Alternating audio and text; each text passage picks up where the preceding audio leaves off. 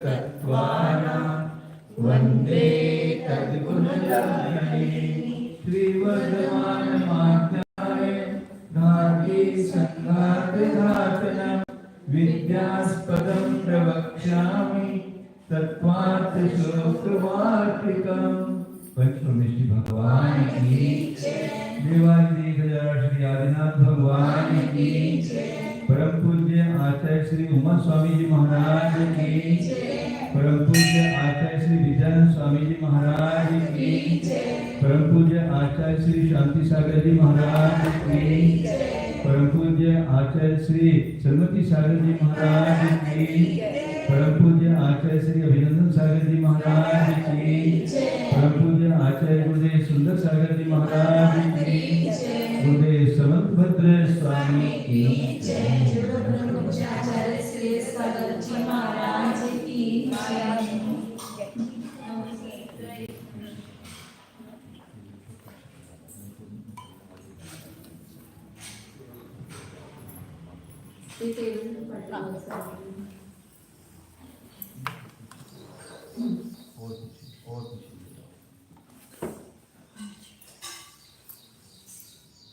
Page number 464 चल रहा है। अगर लागू करते हैं 5464 प्रकरण चल रहा है कि वाक्य में एक धर्म का ही कथन एक शब्द की एक वाक्य के द्वारा एक धर्म का कथन होता है, अनंत धर्मात्मक वस्तु का कथन नहीं होता है, लेकिन उस एक धर्म से ही अवैध रूप से या अवैध उपचार से अनंत धर्म वस्तु को जान लिया जाता है।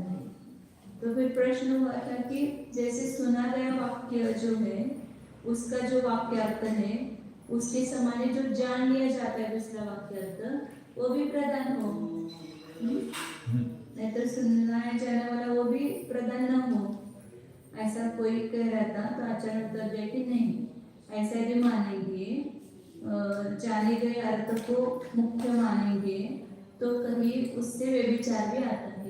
जैसे उदाहरण दिया था कि बालक अग्नि है, अग्नि मानव। इस वाक्य में जो सुना गया अर्थ क्या है, अग्नि, बालक अग्नि है, लेकिन जाना गया अर्थ क्या है, मतलब अग्नि ये उपचार से उसको कहा गया है, वास्तव में मुख्य अर्थ से नहीं कहा गया है। मुख्य अर्थ तो उसमें हाँ, मतलब वो अग्नि कहना वो गौण अर्थ है, उपचारित अर्थ है, लेकिन वही वाक्य का अर्थ है ना। वहां पर वो जो कह रहे हैं कि जान लिया गया अर्थ है वो मुख्य हो जाए, वो प्रधान हो जाए। तो यहाँ जो जान लिया गया अर्थ है वो यहाँ पर प्रधान नहीं है, क्योंकि वो तो उपचारित है। बालक को अग्नि कहना ये क्या है, उपचार है, तो वो मुख्य कैसे होगा, वो तो गौण अर्थ है ना। अग्नि बालक को गौण कहना वो उपचार है, नहीं अभी उपचार वगैरह कुछ नहीं। यहाँ तो उपचार ही है ना, दो पदार्थ, मतलब अग्नि है ही ना वो, लेकिन उसको अग्नि कहा तो दूसरे अर्थ में कहा है, गौण अर्थ है वहां पर, तो इसलिए वो उससे भी विचार आएगा। यदि आप जान लेंगे अर्थ को मुख्य कहेंगे तो यहाँ पर जो बालक को अग्नि कहा तो वहां पर जान लिया गया अर्थ क्या है, बालक में तेजस्विता है, अग्नि मतलब अग्नि नहीं है, वो अग्नि जैसा वो तेजस्वी है, ऐसा मुख्य अर्थ है, वाक्य का अर्थ है। अग्नि का तो उसमें अध्यारोप किया गया है, तो वो अग्नि कहना ये प्रधान अर्थ नहीं है ना, मुख्य अर्थ नहीं है। फिर जान लिया गया अर्थ मुख्य कहेंगे तो इसके साथ वे विचार करेंगे। तत्र तत् आरोपः अपि प्रधानभूतः एव तथा शब्देन विवक्षितत्वात् इति चेत् कः तर्हि गौणः शब्दः अर्थः अस्तु न कश्चित् इति चेत् न। गौण मुख्ययोः मुख्ये सम प्रत्ययवचनात्। वो शंकाकार कह रहे हैं कि उस बालक में उस अग्नि का आरोप किया गया ना, तो जो अग्नि में अग्नि का आरोप किया गया वही प्रधानभूत है, वो उपचारित नहीं, वही प्रधानभूत है जो आरोपित किया गया वही, क्योंकि उस शब्द से वैसा विवक्षितपना है। बालक अग्नि कहा तो उसमें वो ही प्रधान है, तो तो वो उसी शब्द के द्वारा उसकी विवक्षा है, ऐसा कहते हैं। तो आचार्य कहते हैं फिर कस्तरी गौण शब्दार्थ न कश्चिदिति। ऐसा वो पूछता है तो आचार्य कहते हैं फिर गौण शब्दार्थ क्या है? कोई भी गौण शब्दार्थ नहीं होगा ऐसा। तो पुनः कश्चित ऐसा वो कहता है। मतलब आचार्य ने पूछा प्रश्न कस्तरी गौण शब्दार्थ, मतलब गौण शब्दार्थ कुछ रहेगा ही नहीं। यदि अग्नि बालक को अग्नि कहा वो भी आप मुख्य कह रहे हो, प्रधान भूत कह रहे हो, तो फिर शब्द का गौणार्थ क्या हो गया? गौण शब्दार्थ ही नहीं रहा। गौण शब्दार्थ क्या है ऐसा पूछा तो उसने कहा कि न कश्चित, कोई भी गौण शब्दार्थ नहीं है ऐसा कहेंगे। तो आचार्य कहते कि ऐसा नहीं है, क्योंकि गौण और मुख्य में संप्रत्यय वचन, मुख्य में ज्ञान होता है ऐसा वचन है। गौण और मुख्य इन दोनों में से किस अर्थ में ज्ञान होता है? वाक्य का एक मुख्य अर्थ और एक गौण अर्थ है, उसमें से किस अर्थ का ज्ञान होता है? मुख्य अर्थ का ज्ञान होता है ऐसा वचन है। उसके साथ विरोध आएगा। आप कोई गौण है ही नहीं ऐसा कहेंगे, सब मुख्य ऐसा कहेंगे, तो फिर मुख्य में गौण और मुख्य में संप्रत्यय होता है ऐसा वचन होने से दो अर्थ है। गौण और मुख्य दो अर्थ नहीं होते, तो गौण और मुख्य में ज्ञान होता है ऐसा वचन होने देता। घृतम आयुः न, घृतम आयुः वह प्राण इति कारणे कार्य उपचारम मंचः प्रोशन्ति इति ततस्थात् तशब्दोच्चारणः साहचर्य दृष्टि पुरुषः इति सामीप्यात् वृक्षः ग्रामः इति च गौणं शब्दार्थं व्यवहरन् स्वयं अगौणः शब्दार्थ सर्वः अपि इति कथम आत्तिष्ठेत न चेत् उन्मत्तः। आता तिथे ताष्ठा शब्द काय होता? थला य आणि जोडायला पाहिजे ताष्ठ्यात एक सुंदर ने आगे कह रहे कि वो कह रहे ना कि गौण कोई है नहीं शब्दार्थ सब मुख्य ही है। तो आचार्य ने कहा कि गौण और मुख्य दो अर्थ है, इसलिए तो ऐसा कहा है कि गौण और मुख्य में संप्रत्यय होता है। स्थल आणि य आहे काय? स्थल य ताष्ठ्या तेच तसं पाहिजे असं.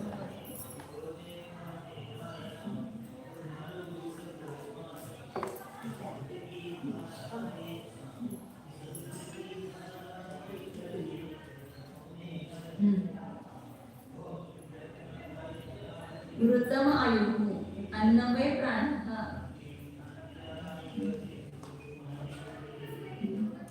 नाही तसंच आहे, असंच आहे. ताष्ठातच आहे.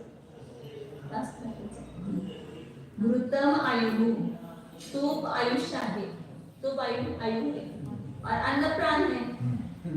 ये वाक्य है, इसमें क्या किया है? कारण में कार्य का उपचार किया है। आयुष्य की वृद्धि का कारण कौन है? तूप है। जो घी खाता है उसका ज्यादा आयु रहती है और हार्ट वाला घी पिएगा तो क्या होगा? मर जाएगा। ये सामान्य रूप से कहा जाता है। उसकी हड्डी मजबूत करता है। जो कि है ना, हमारे गुण बहुत भी खाते थे। 105 साल तक जिए।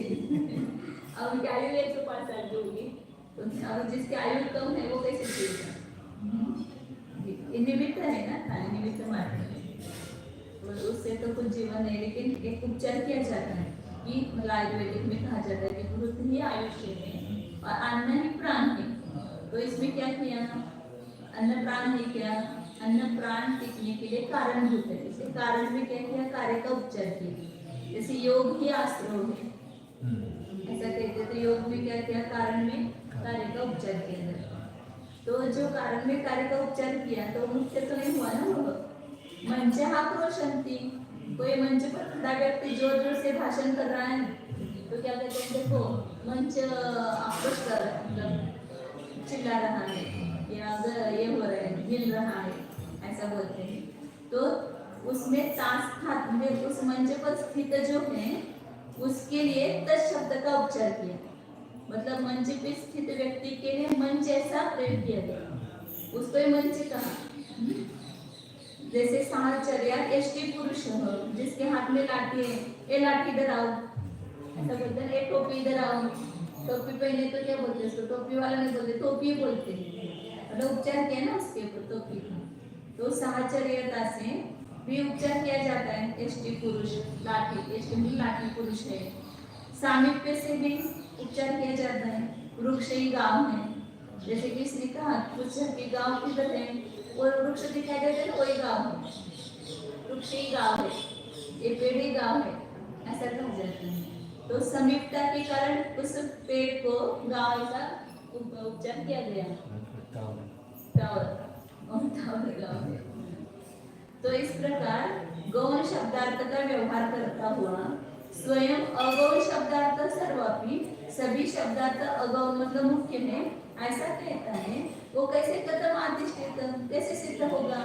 स्वयं तो इन शब्दार्थों का प्रयोग कर रहा है और कुछ भी गौण अर्थ है ये सब मुख्य अर्थ ही ये शब्द वाक्य के, ऐसा कहता है। तो उसको कैसे ये कहेंगे? नचेत, और यदि नहीं है तो उन्मत्त है, यदि वैसा नहीं है तो उन्मत्त पागल है, ऐसा बोलता है वो।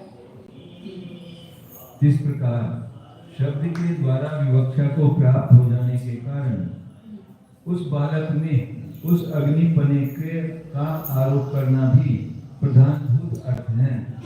इस प्रकार कहने पर तो हम पूछेंगे कि शब्द का गौण अर्थ भला क्या होगा, बताओ। यदि तुम यूं कहो कि शब्द का गौण अर्थ कुछ भी नहीं है, जो कुछ शब्द से अर्थ निकलता है वह प्रधान अर्थ ही है, आचार्य कहते कि यह तो न कहना, क्योंकि शब्द शास्त्रियों ने गौण और मुख्य अर्थ के विषय में विवाद होने पर मुख्य अर्थ में भले प्रकार ज्ञान होना परिभाषा द्वारा कहा है। इससे सिद्ध है कि विवाद होने पर ऐसा लगा गौण और मुख्य अर्थ में विषय में विवाद हुआ तो उसमें मुख्य अर्थ में ज्ञान होगा। इससे सिद्ध है कि गौण और मुख्य दोनों ही अर्थ शब्द के द्वारा कहे जाते हैं। निश्चय कर घृत ही आयु है, अन्य ही प्राण है, इन वाक्यों में कारण में कार्य का उपचार किया गया है, अर्थात घृत का सेवन करना आयुष्य का कारण है। जो मनुष्य घृत को खाते हैं वे अधिक वर्षों तक जीवित रहते हैं। आयु का कारण घृत है। पहले के बोलते ना, पहले के जमाने के लोग बचपन में बहुत किया है, इसलिए इतना बलवान है, और आजकल के बच्चे भी खाते हैं तो आयु का कारण घृत है, आयु उसका कार्य है। यह आयु के कारण घृत में आयुष्ट रूप कार्य का आरोप है, तथा प्राणों के कारण अन्न में प्राण पने का आरोप है। अन्न खाने पर ही मनुष्य के प्राण स्थिर रहते हैं एवं मचान यानी मेहरा चिल्लाते हैं। मचान मतलब मंच या हाँ मचान उसको भी कहते हैं जो खेती में ऊंचा ऊंचा मचान बनाते हैं और पक्षियों को उड़ाते हैं, उसको खेत को रखाने वाले महरों पर बैठकर पुकार रहे हैं, गा रहे हैं। यहाँ बैठने का स्थान रहता है, महरों पर मतलब ऐसा स्थान रहता है। यहाँ तत् में रहने वाले पुरुषों की तत् में कल्पना की गई है।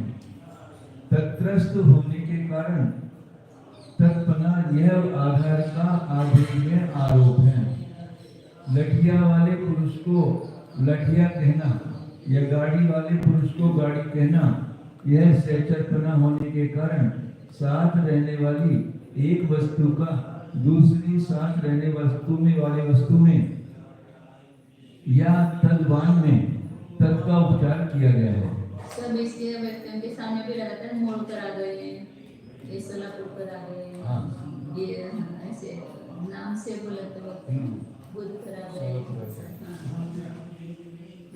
किसी पथिक ने एक परिचित मनुष्य को पूछा कि अमुक ग्राम कितनी दूर है।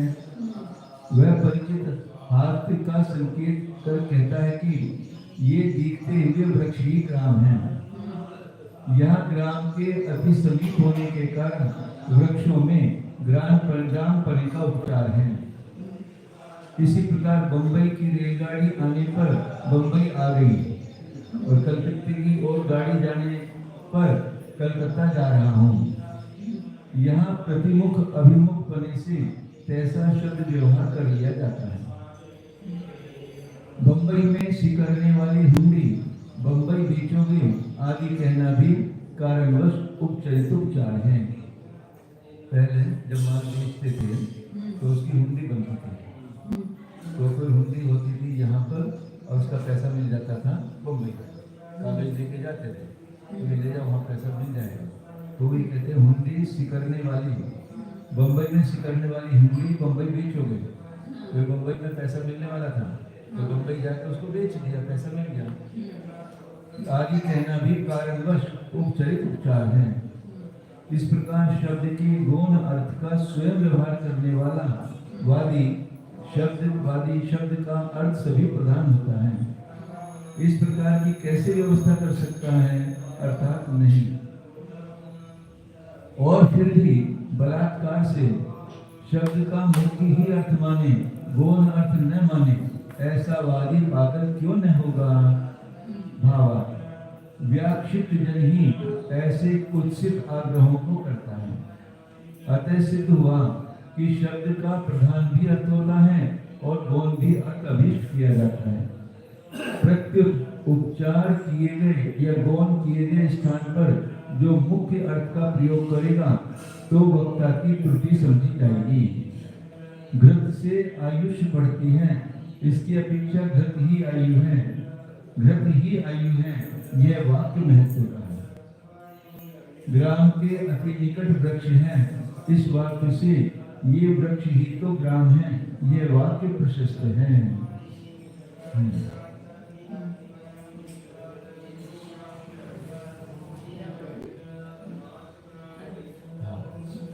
गौणः एव च शब्दार्थ इति अपि अयुक्तम्।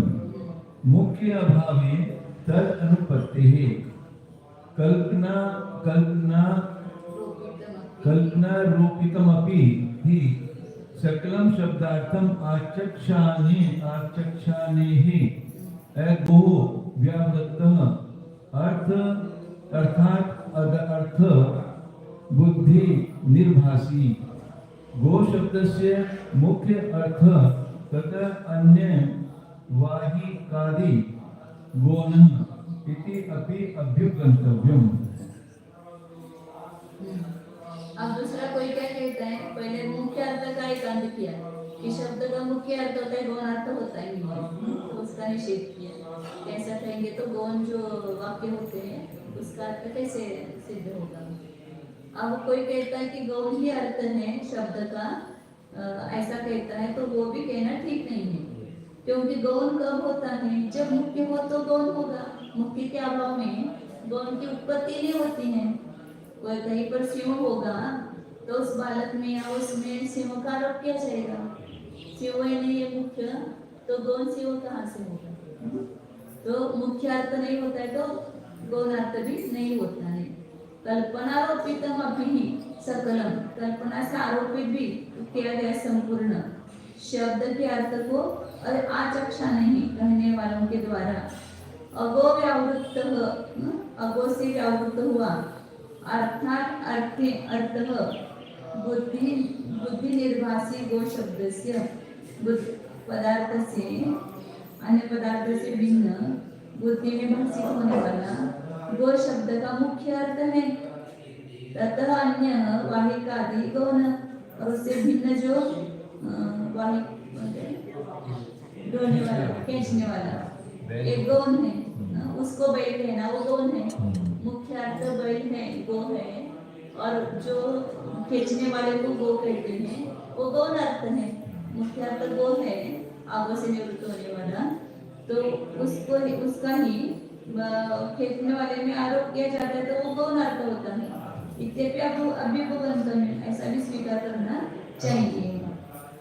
तथा च गौण न मुख्ययोः वाक्य अर्थयोः सर्वैः शब्द व्यवहार आदि वादिभिः अरिष्टत्वात् न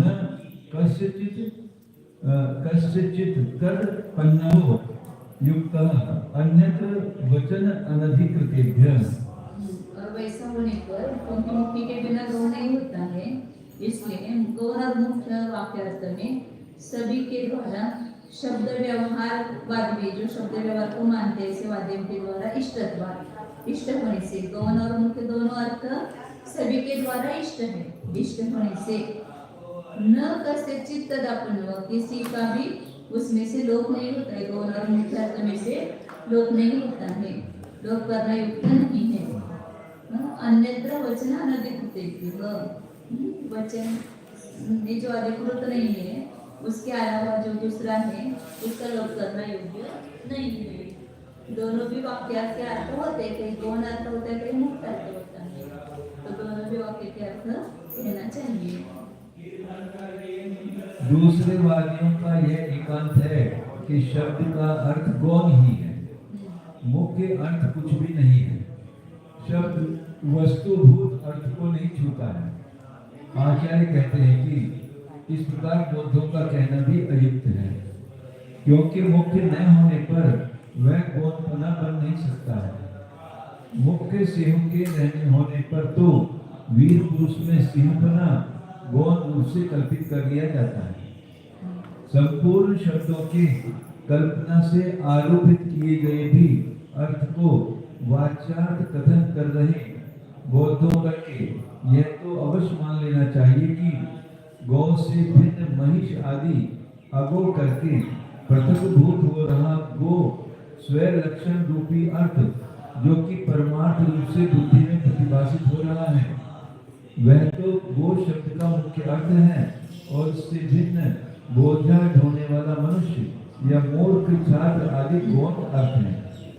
कुछ आता है बैल सब वाई बोलना बोझा ढोने वाला, वो बैल बोझा होता है ना, इससे उस बोझा ढोने वाले को भी बैल उच्चार किया जाता है।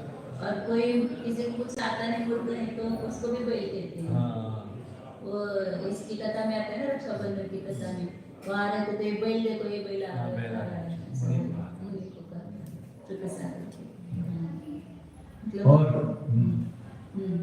इस प्रकार मान लेने पर शब्द के द्वारा लोक व्यवहार और शास्त्र व्यवहार होने को कहने वाले सभी वादियों करके वाक्य के गौण तथा मुख्य दोनों अर्थ इष्ट हो जाते हैं। इस प्रकार किसी को भी गौण या मुख्य अर्थों का अपन्नम करना समुचित नहीं है। हाँ, गूंगे, बहरे या छोटा बालक, उन्मत्त आदि जो वचन को कहने सुनने के अधिकारी नहीं है, उनकी बात निराली है। शब्द के द्वारा व्यवहार करने में जो अधिकार प्राप्त नहीं है, ऐसे तुच्छ जीवों के अतिरिक्त सभी प्रामाणिक वादियों को शब्द के मुख्य गौण दोनों अर्थ अभिष्ट करने पड़ते हैं। शब्द व्यवहारवादी ऐसे शब्द व्यवहार कर सकते हैं। ननु यत्र शब्दात् अस्खलत् सत्यः स मुख्यः शब्दार्थः श्रूयमानम् एव गम्यमाने अपि। अब फिर शंका करता है कि शब्द से जिसका अस्खलित ज्ञान होता है, मतलब कोई संशय आदि नहीं होता है और व्यवस्थित ज्ञान होता है बिना कुछ इसके संशय आदि के, तो वही मुख्य शब्दार्थ है। श्रूय मतलब सुने हुए के समान गम्य माने थे, जो जाना गया अर्थ है। जैसे हमने जीव अस्ति ऐसा कहा तो ये शब्दार्थ सुना गया है और उसके द्वारा जाना क्या गया है, शास्त्री के साथ अविनाभाव रूप से अनंत धर्म है, एक वो क्या अर्थ हो गया, गम्यमान अर्थ हो गया। तो वो शंकाकार कह रहा है जैसे सुना गया अर्थ मुख्य है, ऐसे जाना हुआ अर्थ भी मुख्य होता है। ये उसको दिखाना है। लेकिन केवल उसमें क्या ये है, किसको कहेंगे, जिसका शब्द से जिसके ज्ञान होने में कोई संशय नहीं होती, स्खलन नहीं होता है, अस्खलित प्रत्यय होता है। शब्द से जिसका अस्खलित ज्ञान हो जाता है वह मुख्य शब्दार्थ है। सुने हुए के समान, जाने हुए में, मतलब वो मुख्य है ना कि वहां पर क्या चल रहा है कि पहला भंग अस्थि का है, तो अस्थि जो है वो सुना कहा गया है और उसके अविनाभाव रूप से गौण अर्थ जान लिया गया है। तो जान लिया गया अर्थ मुख्य है कि सुना गया अर्थ मुख्य है, ऐसा ये चल रहा था। तो उसमें वो शंकाकार कह रहा है कि जो जिसका ज्ञान अस्खलित होता है, भले वो सुना गया हो या जाना गया हो, जिसके बारे में संशय नहीं होता है, वो मुख्य अर्थ है, ऐसा वो कह रहा है। यत्र तो स्खलित प्रत्यय सगौण अर्थ, जिसमें स्खलित प्रत्यय होता है, मतलब व्यवस्थित ज्ञान नहीं होता है, संशयादिक होते, चलायमान प्रतिपत्ति होती है, तो वह गौण अर्थ है। ऐसा कौन कह रहा है? शंकर न श्रूयमानत्वं मुख्यत्वेन व्याप्तं गौणत्वेन वा गम्यमानत्वं येन शब्द उपात्त एव धर्मः मुख्यः स्यात् अपरः तु गौणः इति चेत् न अस्कृत प्रत्ययस्य अपि मुख्यत्वेन व्याप्ति अभावात् प्रकरण आदि सिद्धस्य अस्कृत प्रत्ययस्य अपि गौणत्व सिद्धे प्रतिपन्नः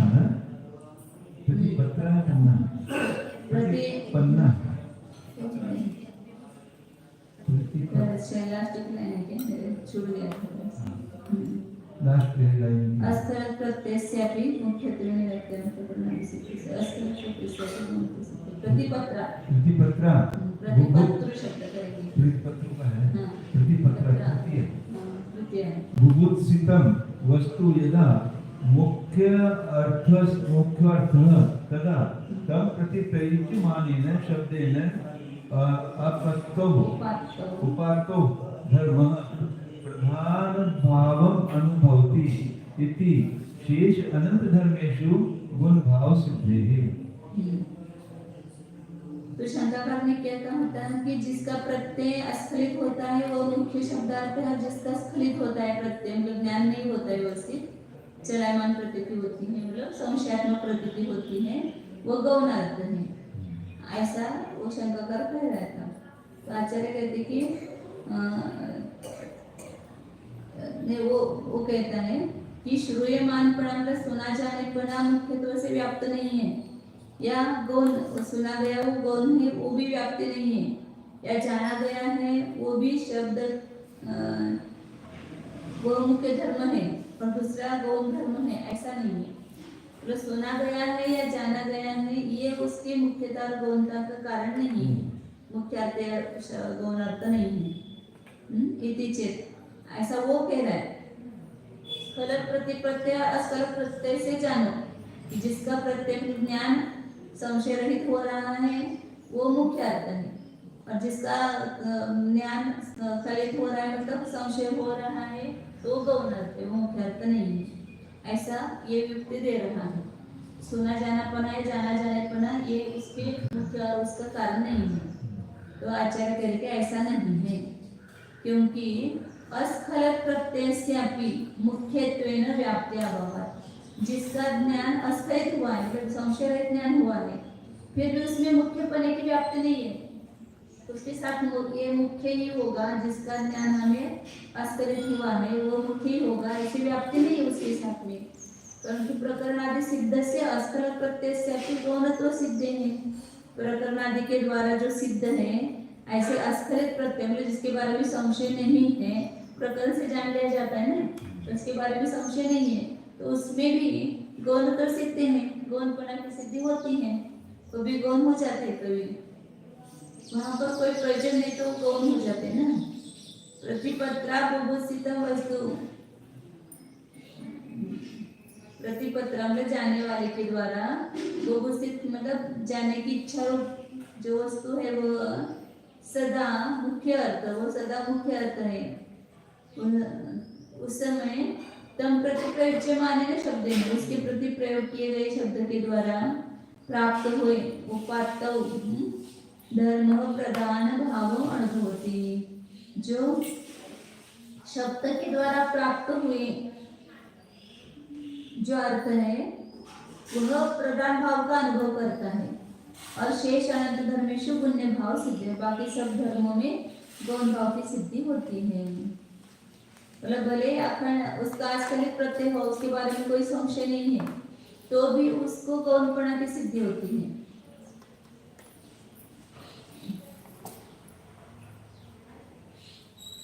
अस्खल प्रत्ययस्यापि मुख्यत्वेन व्याप्ति अभाव के कारण उत्तर दिया पहले।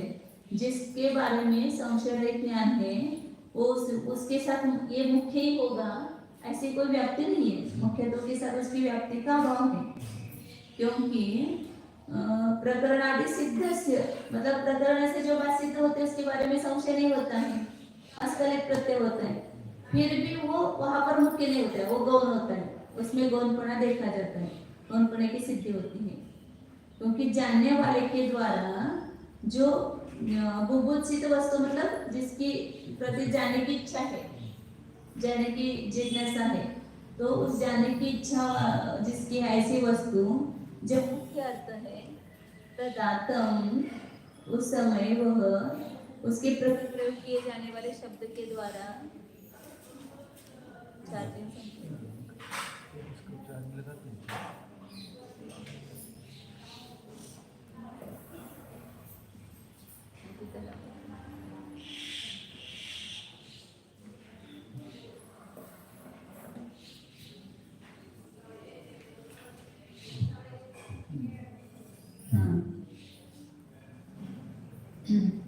तो कहना क्या है, वो क्या कह रहा था, जिसके बारे में संशय ज्ञान होता है वो मुख्य अर्थ है, जिसके बारे में अस्खल प्रत्यय मतलब ज्ञान होता है वो गौण अर्थ है।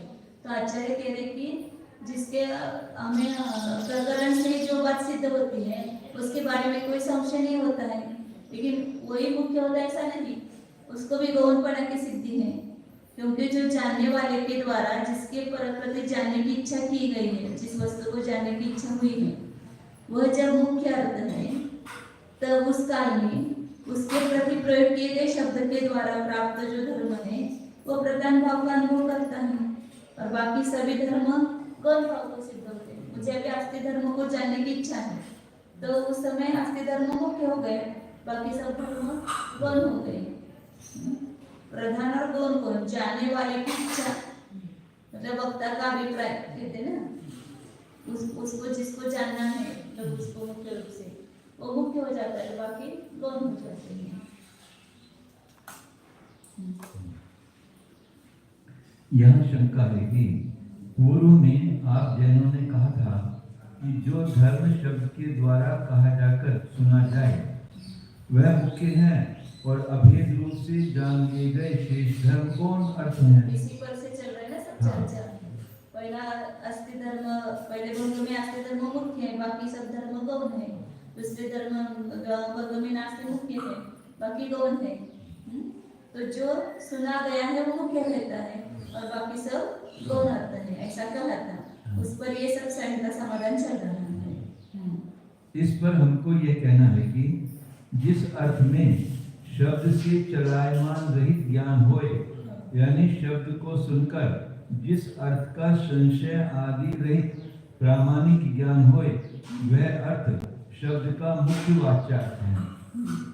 शब्द के द्वारा सुने गए अर्थ के समान शब्द के द्वारा अभेद वृत्ति से जान लिए गए अनुक्त गम्यमान अर्थ में भी यदि समीचीन ज्ञान हो रहा है तो वह भी मुख्य अर्थ ही माना जाए। हाँ, शब्द को सुनकर जिस अर्थ में चलायमान ज्ञान हो, अर्थात कभी किसी अर्थ का कभी किसी अन्य अर्थ का ज्ञान होए, तो वह अर्थ शब्द का गौण अर्थ मान लिया जाओ। ये अर्थ है कि ये अर्थ है, ऐसा जब संशय रहता है तो उस शब्द का वो गौण अर्थ कहा जाएगा, मुख्य अर्थ नहीं कहा जाएगा, सब कह रहे हैं। इस कारण आप जैनों के कथनानुसार शब्द से सुना गयापन मुख्य पने के साथ व्याप्ति नहीं रखता है, और तैसे ही अभेद संबंध से जान लियापन या प्रकरण आदि द्वारा अर्थापत्ति से आक्षेप्यमानपन भी गौण अर्थपने के साथ अविनाभाव नहीं रखता है, जिससे कि शब्द के द्वारा साक्षात वाच्य होकर ग्रहण किया गया ही धर्म मुख्य अर्थ कहा जाए और शेष दूसरे अर्थ गौण हो जाए। अब आचार्य कहते हैं कि इस प्रकार तो नहीं कहना, क्योंकि अविचलित ज्ञान पने की भी आपके कथनानुसार मुख्य अर्थ पने के साथ व्याप्ति नहीं बनती है। देखिए, प्रकरण, योग्यता, अवसर आदि से प्रसिद्ध कर लिए गए अविचलित ज्ञान के विषय को भी गौणपना सिद्ध हो रहा है। गंगायां घोषः, यह गौण अर्थ गंगा तीर में समीचीन प्रतिपत्ति होना सिद्ध है। समझने वाले शिष्य करके जिज्ञासा को प्राप्त हो रही वस्तु जिस समय मुख्य अर्थ मानी गई है, उस समय वक्ता के द्वारा उस शिष्य के प्रति बोले गए शब्द करके कहा गया धर्म ही प्रधानपन का अनुभव करता है।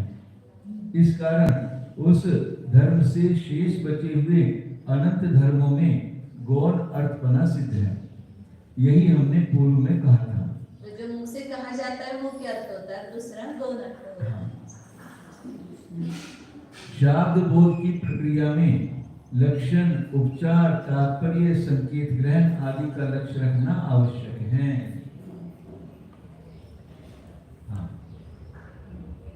ननो अस्तु प्रथम द्वितीय वाक्याभ्याम एक धर्म मुख्यत्वेन शेष अनंत धर्मात्मकस्य वस्तुनः प्रतिपत्तिः कथंचित् अभिहित प्रकार आश्रयणात् तृतीया आदि वाक्ये ही तो कथम सत्यस्य एव वानंश शब्दस्य तेभ्य अप्रतिपत्तेः इति चेत् न तृतीया वाक्या द्वाभ्याम आत्मकाभ्याम सत्व असत्वाभ्याम सह अर्थाभ्याम निष्पन्ने एकस्य अवक्तव्यत्वस्य अनंश शब्दस्य प्रतीतेः। शंकर शंका करता है कि पहला और दूसरा वाक्य अस्ति और नास्ति, ये दो वाक्य है, स्याद अस्ति और स्याद नास्ति। इन दो वाक्यों के द्वारा एक एक धर्म मुख्य हो गया और बाकी ऐसे अनंत धर्मात्मक वस्तु क्या हो गई, उससे उसका ज्ञान हो गया। एक धर्म को मुख्य करके बाकी अनंत धर्मों का उससे ज्ञान हो गया, वस्तु की प्रतिपत्ति हो गई। कथंचित अभित प्रकार आश्रय, कथंचित अभित प्रकार का आश्रय करने से तृतीय आदि वाक्य ही तो कथम सत्वस्य एव, तीसरा वाक्य अवक्तव्य दिया है, तो तृतीय आदि वाक्यों के द्वारा सत्व का ही कि जो निरंश शब्द मतलब उसमें एक ही धर्म हो, ऐसा अंश उसमें पुनः अंश न हो, ऐसे शब्द का उनके द्वारा प्रतिपत्ति नहीं होती है। इति चेत्, ऐसा कोई कहता है तो आचार्य कहते हैं कि ऐसा नहीं है। तीसरे वाक्य से कि तीसरा वाक्य कैसा है, उसमें सत्व और असत्व दोनों को एक साथ कहने की विवक्षा है, तो उन दोनों के द्वारा उत्पन्न हुआ एक अवक्तव्य धर्म। सत, अस्ति और नास्ति दोनों एक साथ नहीं कह सकते, उससे कौन सा धर्म उत्पन्न हुआ, अवक्तव्य। तो वो अवक्तव्य धर्म में भी कैसा है, निरंश है, उसमें पूरा धर्म नहीं, अंश रहित है। ऐसे अनंश शब्द की प्रतीति होती है, मतलब वहां पर सत्व और असत्व ये तो दोनों निरंश है, मतलब उसमें पुनः अंश नहीं है, तो उस एक धर्म की मुख्यता से बाकी सब धर्म जान लिए जाते हैं। तीसरे शब्द इसमें अवक्तव्य जो है उसमें एक ही धर्म नहीं है, एक केवल सत्व धर्म की प्रतीति नहीं होती, सत्व और असत्व दोनों की प्रतीति हो रही है। तो फिर उससे उस वाक्य के द्वारा एक को मुख्य करके बाकी सब गौण, ऐसा नहीं होगा, ऐसी शंका है उसकी। तो आचार्य उसका उत्तर दे रहे हैं कि जो तीसरा वाक्य है उसमें दो धर्म है, सत्व और असत्व, और दोनों की ऊपर विवक्षा है, एक साथ विवक्षा है। तो इससे उत्पन्न हुआ जो अवक्तव्य धर्म है वो एक ही है, वो निरंश शब्द है। अवक्तव्य ये निरंश शब्द है, उसकी प्रतीति होती है। बोले उसमें दो धर्मों की एक साथ विवक्षा ली गई है, लेकिन उससे उत्पन्न हुआ धर्म कौन सा है? अवक्तव्य, वो निरंशी है, उसमें पुनः अंश नहीं है। तो इस प्रकार की प्रतीति होती है। चतुर्थाभ्यामेव क्रम अर्पिताभ्याम उभयात्मकस्य द्व्यंशस्य प्रत्यात्म। इन तीन में तो एक निरंश शब्द है, अस्ति, नास्ति और अवक्तव्य। अब चौथा जो भंग है अस्ति क्रम से कहने की विवक्षा में, अस्ति नास्ति से दो धर्म एक साथ लेना उभय। तो चौथे वाक्य से उन दोनों के द्वारा सत्व और असत्व दोनों की क्रमार्पिताभ्याम, उसको क्रम से मुख्य किया, मतलब क्रम की अपेक्षा की। तो उभयात्मकत्वस्य, तो दोनों कौन सा धर्म सिद्ध हुआ? उभयात्मक धर्म। तो उसमें द्विअंश से प्रत्यय, दो अंशों का ज्ञान होता है, मतलब उस एक ही धर्म में, एक ही वाक्य में वहां पर दो धर्म मुख्य है, क्रम से कहे गए, उस अपेक्षा से उसको दो अंशों का ज्ञान हो रहा है। मतलब एक निरंशी शब्द का ज्ञान होता है ऐसा नहीं, किसी शब्द में दो अंश भी होते हैं, किसी में तीन अंश भी होते हैं, ऐसे बता रहे। पंचमात् त्रिभिः आत्मभिः द्व्यंशस्य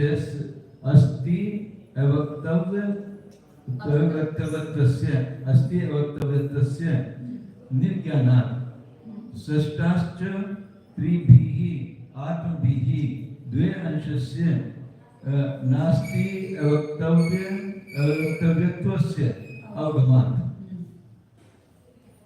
हाँ, इतने पढ़ो।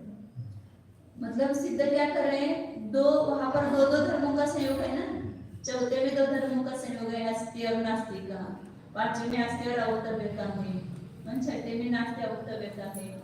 तो वहां पर स्वरूप तीन है और ये अंश दो है। चौथे के द्वारा बताया चतुर्थाभ्याम ये वो हो गया था, उन्हीं दो के द्वारा जब क्रम से अर्पित किए गए, उन्हीं दो के द्वारा चौथे भंग से उभयात्मक पने का दो अंशों का ज्ञान होता है। और पंचम से पांचवें वाक्य से त्रिभी आत्मभी, स्वरूप तो तीन है और अंश दो है, अस्ति और अवक्तव्य दो अंश है, और एक अस्ति एक स्वरूप हो गया, और अवक्तव्य में अस्ति और नास्ति इन दोनों की युगपद विवक्षा, तो इस अपेक्षा से तीन स्वरूप हो गए और अंश दो हो गए, उसका ज्ञान होता है। छठे वाक्य से इसका ज्ञान होता है त्रिभी आत्मभी, तीन स्वरूप से। नास्ति मतलब परद्रव्य आदि की अपेक्षा नास्ति है, स्व और परद्रव्य दोनों की युगपद विवक्षा से अवक्तव्य है।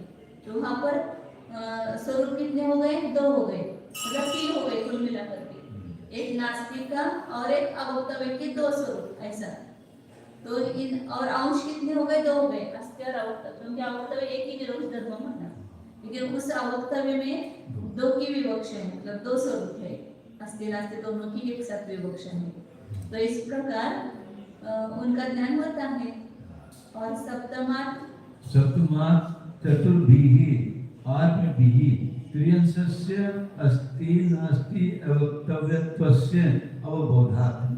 और सातवें भंग के द्वारा चार स्वरूप से, एक अस्ति का, एक नास्ति का, एक अस्ति नास्ति का और एक अवक्तव्य का, नहीं अवक्तव्य के दो लेंगे और अस्ति का एक और नास्ति का ऐसे दो लेंगे, मतलब स्वरूप चार हो गए ना। चतुर्भिः आत्मभिः, चार आत्माओं के द्वारा, चार क्या हो गए आत्मा वहां पर? अस्ति का एक, नास्ति का एक और अवक्तव्य के दो, ऐसे चार स्वरूप के द्वारा अंश कितने हो गए? तीन, अस्ति नास्ति अवक्तव्य, ऐसे तीन अंशों का ज्ञान होता है। अस्ति नास्ति अवक्तव्य से अवबोधात्, तीन को जान लिया ना, अस्ति को जाना चतुष्टय की अपेक्षा से, नास्ति को जाना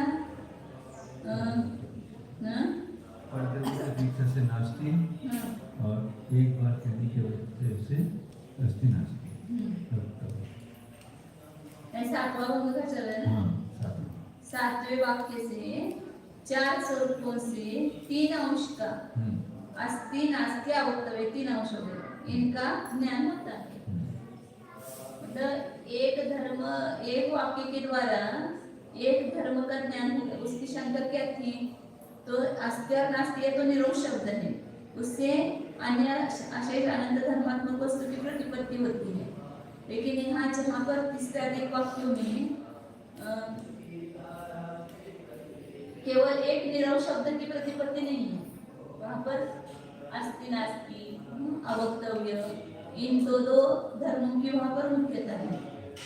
तो इसलिए एक को मुख्य करके बाकी का कौन रूप से ज्ञान ऐसा होता है, ऐसा आपने जो कहा था वो तृतीय वाक्य से कैसे सिद्ध होगा, ऐसा उसका प्रश्न था।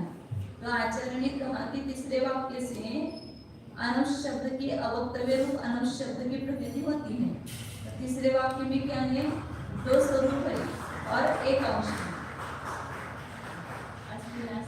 क्रम से लेने की अपेक्षा से नहीं, क्रम से नहीं, एक साथ लेने की अपेक्षा से वहाँ पर क्या है? स्वरूप 2 है लेकिन अंश 1 है। अस्ति नास्ति 2 स्वरूप है और अंश एक ही अवक्तव्य धर्म है। अस्ति अवक्तव्य में 3 स्वरूप है और अंश 2 है, अस्ति और अवक्तव्य। 5वें में भी नास्ति और अवक्तव्य 2 अंश है, स्वरूप 3 है।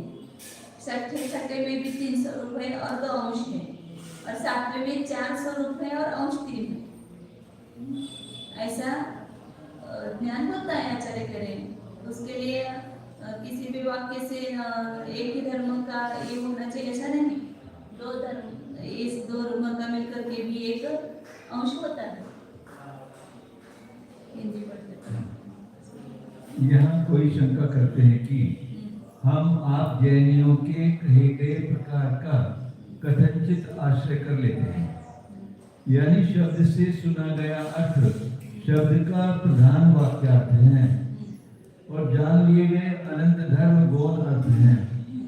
ऐसा होने पर भी पहले अस्तित्व और दूसरे नास्तित्व इन 2 वाक्यों से तो एक एक धर्म की मुख्यता करके बचे हुए अनंत धर्म स्वरूप वस्तु की प्रतीति किसी ढंग से भले ही हो जाओ, किंतु तीसरे चौथे आदि वाक्यों करके कैसे वस्तु की प्रतिपत्ति हो सकेगी?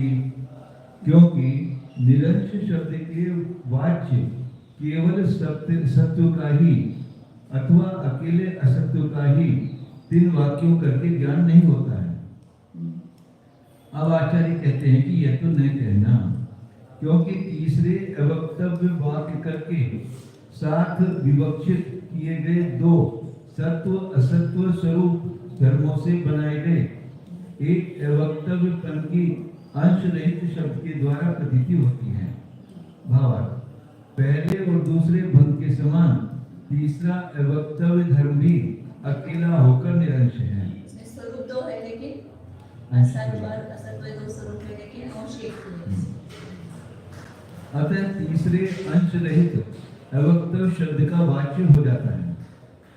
चौथे वाक्य से क्रम से विवक्षित किए गए उन सत्व असत्व ही 2 धर्मों करके उभयात्मक हो रही अस्ति नास्ति रूप 2 अंश वाली वस्तु का ज्ञान होता है, तथा 5वें सप्तभंगी वाक्य से 3 धर्म स्वरूपों करके 2 अंश वाले एक अस्ति अवक्तव्य का निर्णित ज्ञान हो रहा है, तथा 6ठे वाक्य से 3 स्वरूपों करके 2 अंश वाले नास्ति अवक्तव्यपन का भान हो रहा है, एवं 7वें वाक्य से 4 स्वरूपों करके 3 अंश वाले अस्ति नास्ति अवक्तव्यपन का समीचीन बोध हो रहा है।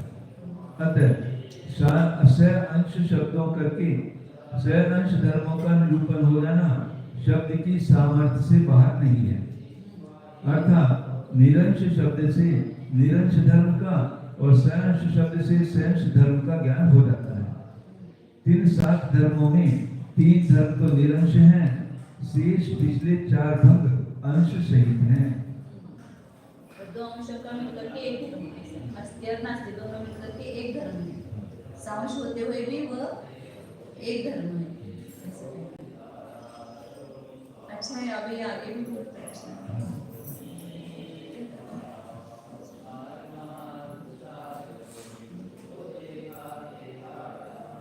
क्योंकि ये बड़ा करने के लिए टाइम चाहिए, 15-20 मिनट से एक पैराग्राफ। तो कभी अपन एक ना ऐसा डिटेल नहीं जाना, बहुत अच्छा है। अब एक पहिला दुसरा म्हणले ना, उसकी 9 विवक्षा दी गई, 9 विवक्षा से अस्तित्व और नास्तित्व, सामान्य विशिष्ट सामान्य, मैंने कहीं पर पढ़ा था राजवाड़े में भी उन्होंने जो आर्टिकल लिखे है ना, उन्होंने लिया है शायद ऐसे लिया होगा, सर्वसामान्य तदाभाव, ऐसा कभी इतना विचार नहीं किया, इतना विचार किया।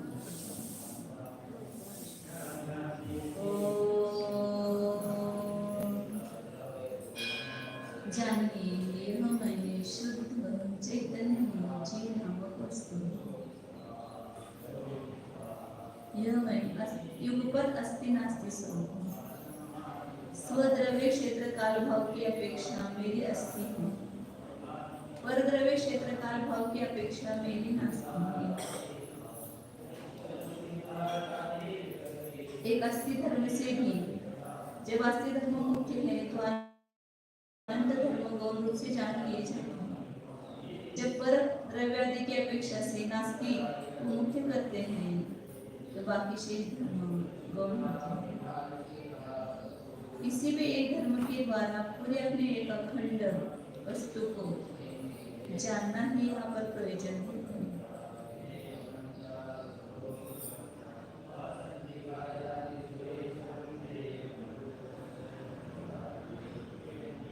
एकत्व विभक्त स्वरूपो शुद्ध स्वरूपो